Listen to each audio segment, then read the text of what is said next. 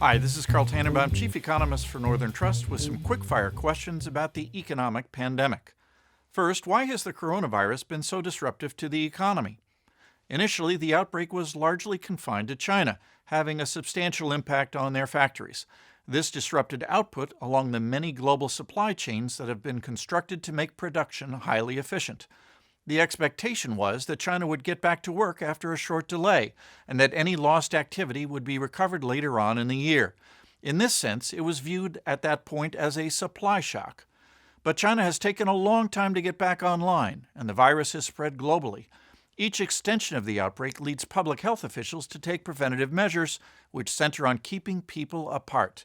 These actions, while well warranted, nonetheless have a substantial impact on commerce. The travel and hospitality sectors have been particularly hard hit, as have many small businesses. In this way, the epidemic has produced a demand shock.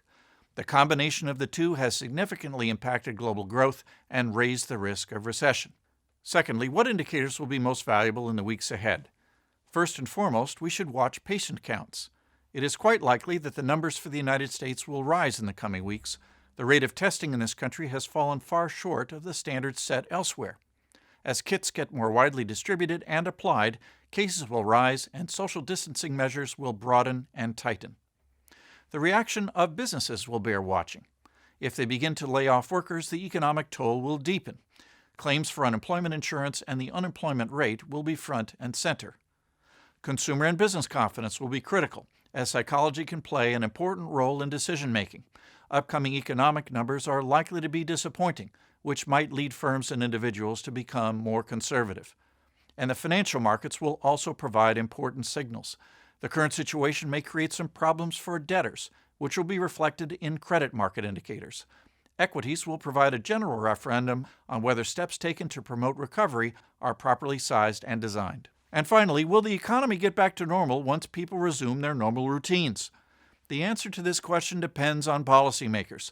Central banks around the world have done their part, cutting interest rates aggressively and adding substantial amounts of liquidity to the financial system. But critical assistance is needed from government spending. Aid to individuals, businesses, and states most impaired by the pandemic must be forwarded promptly.